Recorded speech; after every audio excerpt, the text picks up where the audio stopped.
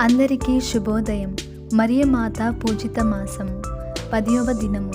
గాబ్రియేలు దూత మరియమ్మకు మంగళవార్త చెప్పినప్పుడు మొదటిది మరియమాత కనబరిచిన వినయము. రెండవది కన్య మరియమ్మ దేవుని తల్లియగుటకు సమ్మతించుట. మూడవది మరియమాత గాబ్రియేలు దూతతో సంభాషించిన తీరు నడవడి. మొదటిది గాబ్రియేలు దూత పలికిన శుభవర్తమానమును మరియమాత బహు వినయముతో ఆలకించినది. కన్యక అయిన తన గర్భమున పుత్రుడగు దేవుడు జన్మించిననేది దైవ రహస్యమును మరియమ్మ గట్టిగా విశ్వసించి నమ్మినది. దైవ చిత్తము ఏదైతే అదే ఈ దాసురాలి చిత్తమగును కాక అని తలంచి దూతను చూచి, ఇదిగో నేను ప్రభు దాసురాలను, నీ మాట చొప్పున నాకు జరుగునుగాక అని పలికెను. దేవుని వర్తమానమును తెచ్చిన దూతకు తన వినయమును చూపించెను. దూత తెచ్చిన శుభవర్తమానం ప్రకారము తాను దేవునికి తల్లి కాబోచున్నానని పూర్ణ మనస్సుతో విశ్వసించినది. తన వలె పూర్ణ మనస్సుతో వినయముతో దేవుని చిత్తమును తెలుసుకొని అనుసరించిన వారికి మరియమాత ఎల్లవేళలా ప్రేమతో సహాయపడును. రెండవది గాబ్రియేలు దూత దైవ సందేశమును తెలిపినప్పుడు మరియమ్మ గారు దూతను చూచి, మీ మాట చొప్పున నాకు జరుగును కాక అని దైవ చిత్తమును తన పూర్ణ మనసుతో సమ్మతించినది. ఆమె సమ్మతిని తెలిపిన క్షణమే పరిశుద్ధాత్మ దేవుడు ఆమెను ఆవరించెను. ఆమె గర్భమున పుత్రుడగు సర్వేశ్వరుడు రూపుదిద్దుకొన ప్రారంభించెను. లోకరక్షకుడు జన్మించు సమయమునకై మరియమాత నిత్యము ప్రార్థించుచుండెను.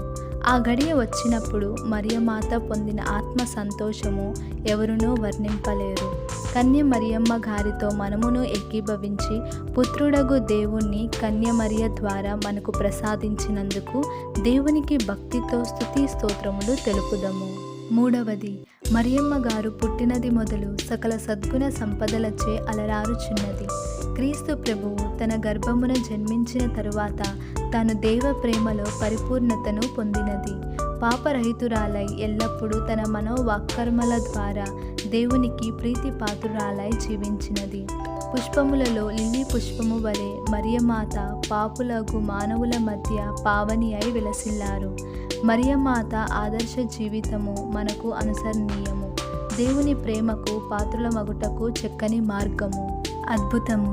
మిక్కిలి నెనరుగుల తల్లి అనునది దేవమాతకు అత్యంత ప్రీతి పాత్రమైన జపము. ప్రతి దినము మనం ఈ జపము చెప్పుకొను అలవాటు చేసుకొనవలెను. ప్రపంచమంతటను క్రీస్తువులు ఈ జపమును బహు ప్రీతితో భక్తితోనూ చెప్పుకొందురు.